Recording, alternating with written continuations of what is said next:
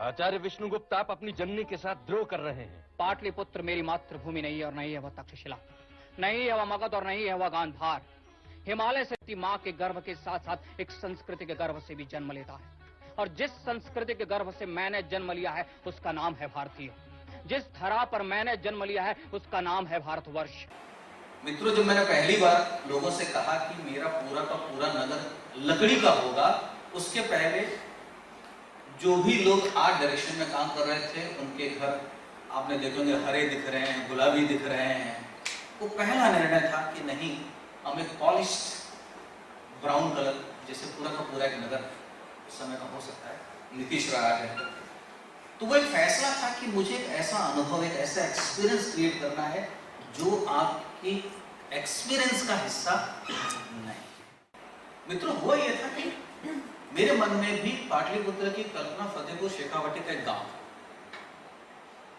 कि कोई गांव होगा जहां मैं जाके कर लूंगा। एक दिन मेरे मन में प्रश्न आया कि मैंने चाणक्य के ऊपर जो कुछ साहित्य लिखा गया है, वो चाहे गुजराती में लिखा गया हो, मराठी में लिखा गया हो, हिंदी में लिखा हो, इन तीनों भाषाओं में मैं पढ़ लिख लेता हूँ, और मैंने कहा क्या किसी ने उसके नगर की कल्पना की है? तो पहली बार मुझे लगा कि let us see the books of architecture also. और मैं एशियाटिक सोसाइटी ऑफ मुंबई में दोनों जाता था, और मैंने आर्किटेक्चर के सेक्शन में जाकर देखना शुरू किया, और मुझे पुस्तक मिली Indian architecture by Percy Brown. उसमें जब मैंने खोला तो उसमें मुझे पहला चैप्टर मिला वैदिक आर्किटेक्चर, सेकंड जो चैप्टर मिला वो मॉडर्न आर्किटेक्चर। मुझे पहली बार पता चला कि इस पर पुस्तकें, और मुझे लगा कि ये एक ही पुस्तक नहीं हो सकती है, इसके अलावा बहुत सारी पुस्तकें होंगी।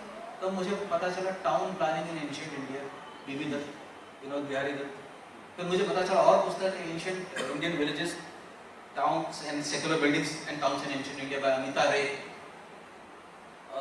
और थोड़ी खुदाई की तो और पुस्तकें आई। फाइनली और खुदाई की तो मुझे report on excavation of Pataliputra by doctor Waddell, जिन्होंने उसकी खुदाई का काम किया था, और वो भी मेरी तरह डॉक्टर था जो सेकेंड वर्ल्ड वॉर के दरमियान भारत में आया था, और उसने अपनी सारी कल्पना फाइयान और बेंसान के रिपोर्ट के आधार पर की। तो कुल मिला के सबसे पहले मैं आर्ट और आर्किटेक्चर, आर्ट हिस्ट्री में गया। उसके बाद पता चला कि सैकड़ों पुस्तकें हैं जो आमतौर पर हमारे हिंदी फिल्म वाले देखना पसंद नहीं करते। उसके बाद कॉस्ट्यूम, मेरे मन में आया कि क्या उनकी वेशभूषा हमसे अलग रही होगी, तो पता चला हाँ, उस पर भी कई पुस्तकें हैं। सच्चिदानंद सहाय की पुस्तक है, अलका जी रोशन की पुस्तक है, और निरंतर हर 10 वर्ष पर कोई नया व्यक्ति उसको लेकर काम करते जा रहा है। और अभी भी साथियों मैं कह रहा हूँ कि जो हम एंशिएंट इमेजेस देख रहे हैं वे सही नहीं। हम सब के मन में कुछ इमेजेस बैठ गए। जैसे मैं आपकी तुरंत उस धारणा को तोड़ता हूं, कुछ लोग बुरा ना माने, आप लोगों ने सुग्रीव को देखा है रामायण में? सुग्रीव को पूंछ है, हनुमान जी को पूंछ है, सुग्रीव की पत्नी और बाली की पत्नी को पूंछ है? क्यों नहीं है? तो क्या वानरों ने इंसानों से विवाह किया था? ऐसा तो दिखाया नहीं है। ऐसा दिखाया नहीं, क्योंकि ऐसा हमने कभी सवाल किया ही नहीं। हमने कभी ये प्रश्न ही नहीं किया कि क्या जिसकी कल्पना वाल्मीकि वानर के तौर पर कर रहे हैं, क्या वे दो जातियों की बात तो नहीं कर रहे हैं? और इसलिए क्योंकि हमने कभी इस पुस्तक को उठाया नहीं, क्योंकि हमें जरूरत ही नहीं पड़ी। India in the age of Ramayana by S N Vyas, शायद हम वो उठाते, या सुखमय भट्टाचार्य की महाभारतकालीन समाज। लोगों ने यहां तक विचार किया, हम सब ने एक बड़ा दृश्य देखा है कि दुर्योधन अपनी जांग पर हाथ मारकर द्रौपदी को कहता है कि आओ यहां बैठो। इतिहासकार के सामने सवाल ये होता है, और मेरे सामने सवाल ये होता है कि उसने कैसी धोती पहन के रखी थी कि जिसमें वो अपनी जांघों को एक्सपोज करे। क्या उसने कपड़े को लिफ्ट किया और अपनी जांघ को, या उसने धोती को यूं खींचा? है ना इंटरेस्टिंग सवाल। सुखमय भट्टाचार्य इसका उत्तर देते हैं कि उसने उस समय लांग वाली धोती नहीं पहनी थी। लांग वाली धोती यानी जब हम हॉर्स राइड करते हैं। आप अगर भारत में देखते हैं तो दक्षिण भारत में अलग प्रकार से धोतियां पहनते हैं, उत्तर भारत में अलग पहनते हैं, राजस्थान में अलग पहनते हैं, अलग अलग मजदूर अलग अलग प्रकार से पहनते हैं। कुल मिलाकर इतनी विभिन्नताएं जो पूरे भारत के इतिहास में है, उन सबको कहीं न कहीं इतिहासकारों ने, आर्ट हिस्टोरियनों ने, आर्कियोलॉजिस्ट ने रिकॉर्ड करके रखा है, लेकिन उन किताबों का कोई जाता नहीं। जैसे कि अर्थशास्त्र, कौटिल्य ने लिखा।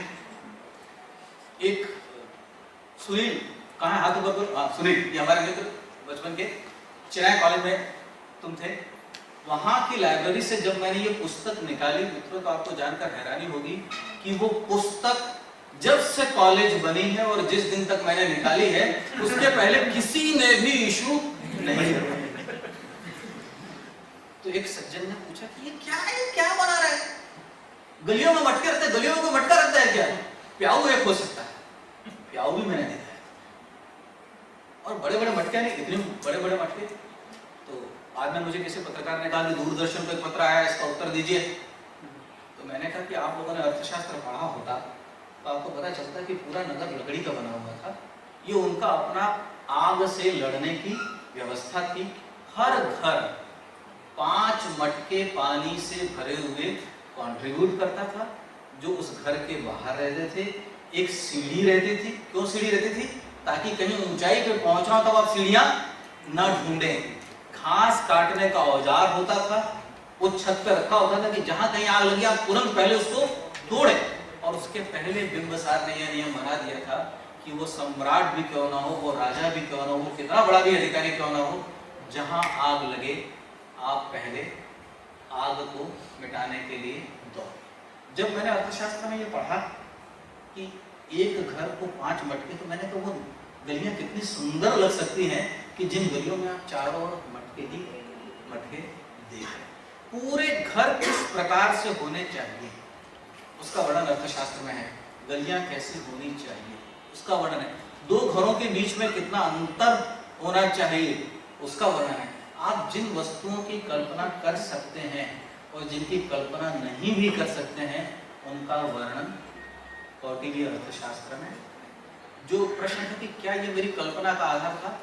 कल्पना तो किसी भी फिल्म मेकर को, किसी भी आर्टिस्ट के लिए आवश्यक हो जाती है, लेकिन वो कल्पना कहीं ना कहीं सच का लंगर डाले हुए होती है। उस लंगर को आपको ढूंढना है, और वे सारे लंगर इस देश की हर बड़ी लाइब्रेरी में मौजूद हैं, पर हम वहां तक जाते ही नहीं है क्योंकि न हमारे दर्शक कभी उसकी मांग करते हैं। जैसे छोटी सी बात बताता हूँ आपको, जाके हैरानी होगी। नेजल ऑर्नामेंट हमने अपने तमाम देवी देवताओं को देखा। मैं पहला व्यक्ति था जो चीखा और लोग मुझ पर हंसने लगे कि ईसा के 200 वर्ष पूर्व हमारे यहाँ नाक में नथनी पहनने की कोई परंपरा नहीं थी। ये नागार्जुन कोंडा के स्कल्पचर में पहली बार दिखती है। वो परंपराएं हमारे यहाँ बाद में आई हैं, और वो भी जो स्कल्पचर है वो टिपिकली अरब स्कल्पचर है, अरबियन स्कल्पचर। मतलब जो कपल दिखाया जा रहा है वो विदेशी दिखाया जा रहा है। तो मैंने चाणक्य में ये तय किया कि किसी को कोई नेजल ऑर्नामेंट नहीं दिखाऊंगा। तो ये पत्र आए कि आपकी महिलाएं नाक में ऑर्नामेंट क्यों नहीं पहन रही हैं। उनका उत्तर दिया कि उस समय, जैसे कि उसके पहले घोड़े पर, जिसको हम सेडल कहते हैं, भारतीय लोग बिना सेडल के राइडिंग करते थे, और जो यूनानी ग्रीक लोग थे वो सेडल और स्टर्प के साथ। और इसका एक बहुत ही सुंदर वर्णन invasion of India by Alexander the Great as described by Arrian, Curtius, Diodorus, Justin and Plutarch, जिसको जेडब्ल्यू मैकग्रिंडल ने ट्रांसलेट किया है।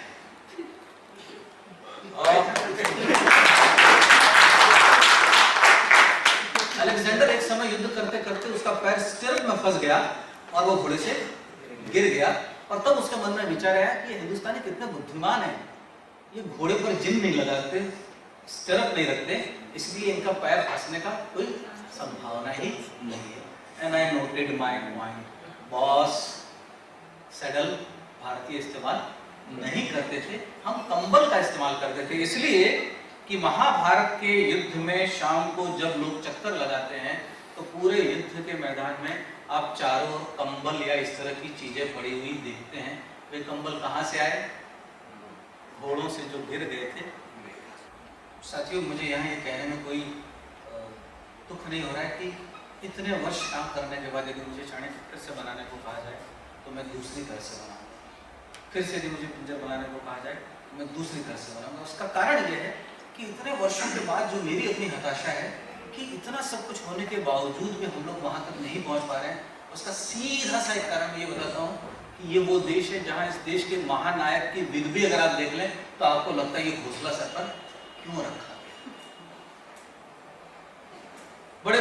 की अगर आप युग देखें तो ये हमारी असफलता है टेक्नोलॉजिकली, ज्ञान नहीं कह रहा हूँ।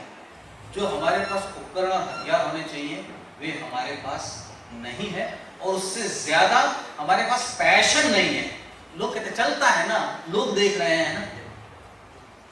जब ये लोगों के मन में हो जाता है कि ये चलता है ना, लोग देख रहे हैं। मुझे भी लोगों ने कहा था कि तुम्हारा राजा कैसा है यार, उसके सर पर मुकुट नहीं है, क्योंकि हमारे मुकुटों की कल्पना सोने के मुकुटों की कल्पना। मैंने एक सीरियल में देखा था कि हनुमान जी नहाने गए हैं और वे हीरे मोती जवाहरात मुकुट और कपड़ों के साथ पानी में प्रवेश करते हैं। मित्रों, अगर मैं ये नहीं पूछता कि आप अपने घर में कैसे नहाते हैं, लेकिन क्या ये कल्पना संभव है? राणा प्रताप कहते हैं कि 21 किलो वजन का उनका सर पर जो शिरस्त्राण था। अब आप इमेजिन करिए अगर मेरे सर पे 21 किलो रखा जाए तो मैं कैसे डिसलोकेशन हो जाए। सो मैं कई बार कहता हूँ कि हम लोग कैलेंडर आर्ट यानी हम अभी भी शादियां रच रहे हैं। हमारी वेशभूषाएं वे अलग होती है जब हम विवाहों के दिन पहनते हैं। हम अपने best of the thanks two oh my God, पहली बार किसी ने कहने की कोशिश की, जब मैंने देखा तो मैंने उसको धन्यवाद दिया कि अंत में कोई एक व्यक्ति तो आया जिसने इस बात को कहा कि ये जो कैलेंडर में आप देख रहे हैं, न वैसे आपके ईश्वर हैं, न वैसे उनकी कोई शास्त्रों में कल्पना